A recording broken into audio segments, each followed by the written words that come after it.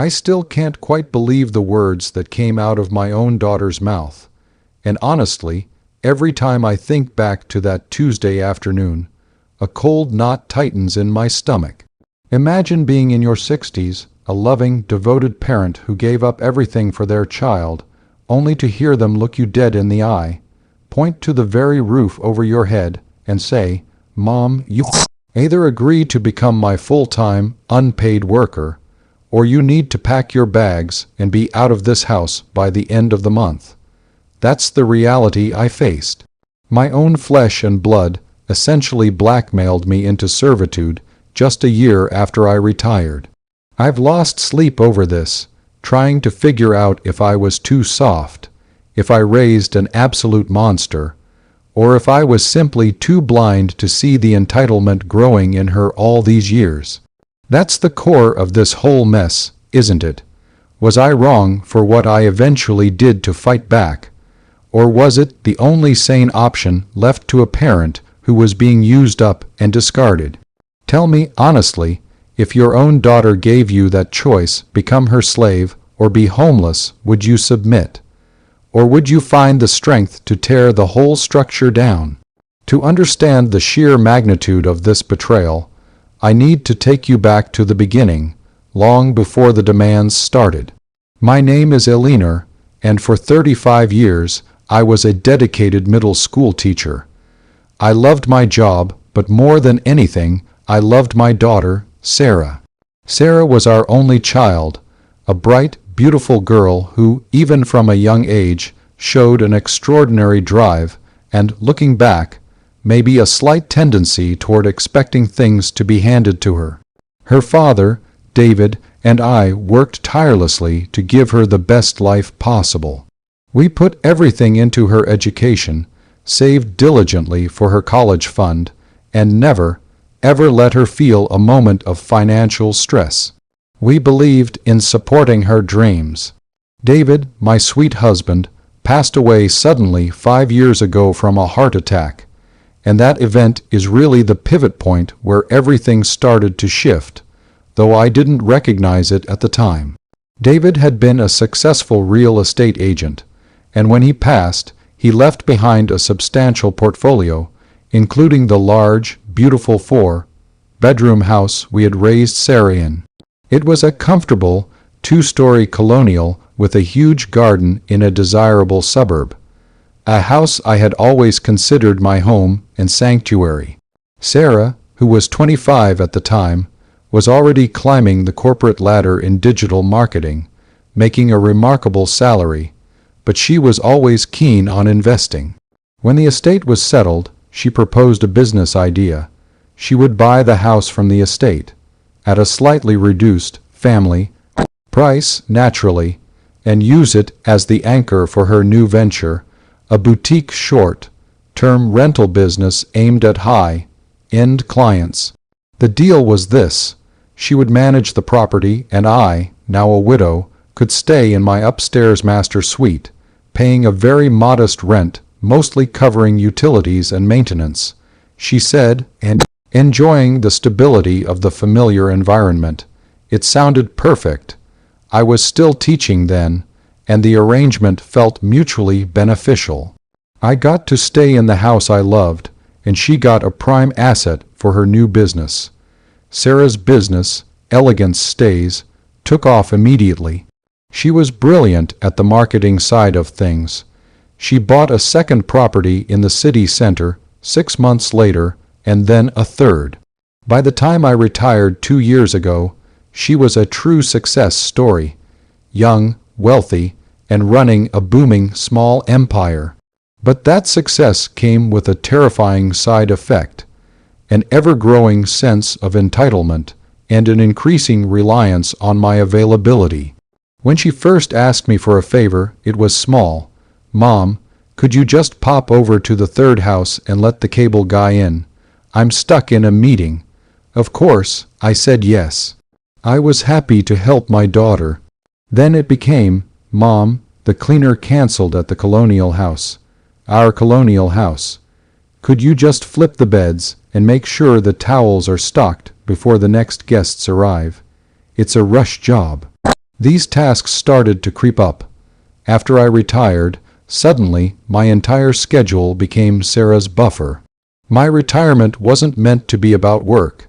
It was meant to be about finally doing the things I never had time for: volunteering at the library, joining a painting class, and traveling. Instead, I found myself increasingly tethered to Sarah's properties. I was managing her laundry cycle, coordinating maintenance crews, running to IKEA to buy replacement linens, and waiting around for hours for deliveries. When I tried to push back, Sarah would use a masterful combination of guilt and manipulation. "But Mom, you're retired. You have all the time in the world. This is just helping me out while I build this empire for our family." Or worse, "It's such a small ask compared to what Dad and you did for me." The financial arrangement always hung in the air, unsaid but potent. She owned the house, and I was living there by her grace. The demands escalated from simple errands to genuine managerial work. She started asking me to handle the scheduling for her second property full-time. She needed me to respond to guest inquiries, deal with minor complaints, and even handle emergency late-night check-ins when the lockbox failed. This wasn't just a few hours a week. This was easily 40 hours of mental and physical labor, and I was seeing none of the profit.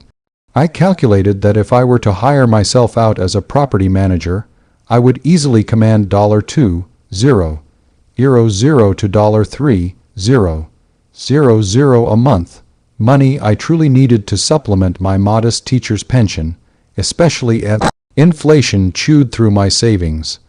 Every time I brought up a request for compensation, even a tiny stipend, Sarah would either deflect or explode in a manufactured fury. "You want to charge your own daughter? After everything I've done for you, I'm letting you live in this house for practically nothing." The situation came to a head when she acquired her fourth, most complex property, a dilapidated Victorian house that required a full, agonizing renovation. She wanted to launch it as a luxury bridal suite. She called me into the living room one Tuesday morning, holding a huge binder full of contractor schedules and paint swatches. I was already exhausted, having spent the previous weekend scrubbing mildew out of the third property's basement after a pipe burst, a task that definitely wasn't in our original, unspoken agreement. "Mom," she said without even looking up from her papers, her tone completely businesslike, "I need you to take over the Victorian project entirely. I can't be there every day, and the contractors need a point person. You'll be in charge of signing off on deliveries, mediating disputes, making sure the tile work is up to standard, and doing the daily progress reports for me." I stared at her, dumbfounded. This was a full-time construction site manager role, a job requiring technical knowledge, oversight, and liability, and she was asking me, a recently retired teacher, to do it for free. I finally felt the decades of suppressed frustration boil over. This wasn't a favor, it was exploitation. I remember my voice shaking as I finally spoke my mind. "Sarah, I cannot do that. That is an enormous amount of work, and it's work I am absolutely unqualified for. I can help you review fabrics or bake cookies for the contractors maybe, but I cannot manage a multi-million-dollar renovation project. I need time for myself, Sarah. I'm retired." I tried to inject some humor into the situation, but her expression didn't change. It hardened. She threw the binder onto the coffee table with a sound that cracked the silence. That's when she delivered the ultimatum. "You don't understand, Mom. This house is my investment. You live here under my roof. I need people I can trust, people who are loyal, to make this business work. If you aren't willing to be my partner in this, and by partner, I mean the one who handles the tasks I don't have time for, then what exactly are you contributing? I could rent this room out to an actual paying client for $3,000 a month. If you refuse to take on the Victorian project, then you need to be out by the end of the month. You can't live here for free if you aren't going to work for me. It's either my unpaid worker or you're out." The air went cold. I sat there, stunned, watching my daughter's face. There was no remorse, no hesitation, no emotion, just a cold, calculating demand. She had boiled our relationship down to a simple, transactional exchange. My comfort for her convenience. My entire life, my love, my grief, my retirement dreams, all reduced to the cost of a rental room. I felt sick. Where did I go wrong? I started asking myself if I had spoiled her so much that she genuinely believed my sole purpose was to serve her needs. I thought about the winter ahead, the uncertainty of finding a new place, the terror of having to move out of the only home I'd known for 30 years. I was in a literal corner, physically and emotionally, and the key was held by the one person who should have been protecting me. The weight of her power, the deed to the house, was crushing me. So that's the situation I was in, and I had to make a choice. I was faced with an ethical and emotional dilemma: endure the slavery and keep my beloved home, or sacrifice the familiar comforts for my own dignity and freedom. It was a choice between security and self-respect, forced upon me by my own child. Before I tell you what happened next, and how I finally reacted to this monstrous demand, I want you to pause right here and comment below. What would you have done in my shoes? Would you have swallowed your pride and taken the job just to stay in the house? Or would you have walked away, even if it meant risking everything? Let me know your gut reaction right now. I sat in silence for what felt like an hour, though it was probably only 5 minutes. Sarah was already back on her laptop, clearly dismissing the conversation as concluded, believing I had no choice but to comply. She had been right every other time. I had always given in. But this time, something fundamental in me shifted. The pain of the betrayal finally eclipsed the fear of homelessness. It wasn't about the house anymore.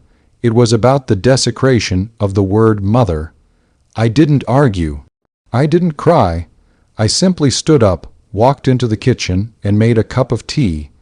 While the kettle boiled, I was running numbers in my head that I hadn't seriously considered since David died. You see, the house might have been Sarah's major asset, but David and I were always prudent planners.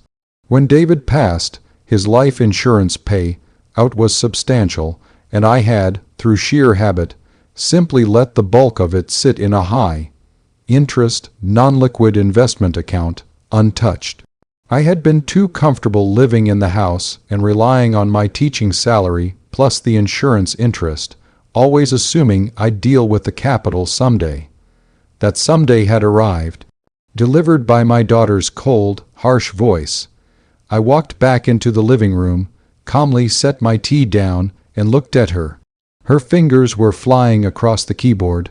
"Sarah," I said, quietly but firmly, my voice now steady.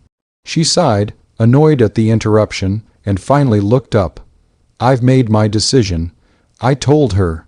"I won't be managing the Victorian property for you, and I won't be your unpaid worker anymore." She smiled, a small, patronizing gesture of false sympathy. "Mom, don't be dramatic. I know this is a big change, but you'll thank me for it later. You need structure."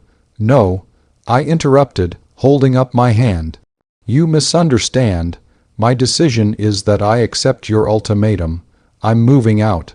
The keyboard clattered to the ground. Her jaw dropped. "What? You can't be serious. Where would you go? This is your home." "It stopped being my home the moment you placed a price tag on my affection and my labor," I said, finding a clarity and strength I hadn't known I possessed. "You see me as a resource, an amenity, not your mother. And since you value the potential rental income of my room more than you value my presence, I will gladly free up your asset."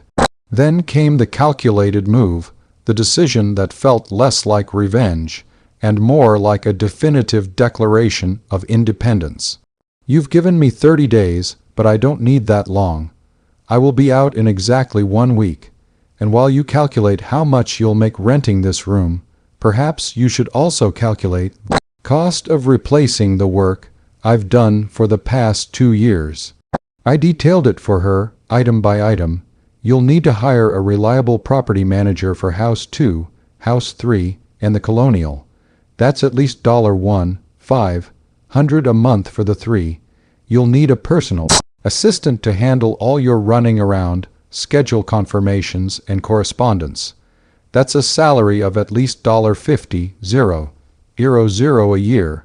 And crucially, you'll need to find anyone who will drop everything and scrub your bathroom floor when a tenant complains, because I won't be doing that anymore. I finished by saying, you just fired your cheapest, most loyal, and most competent employee.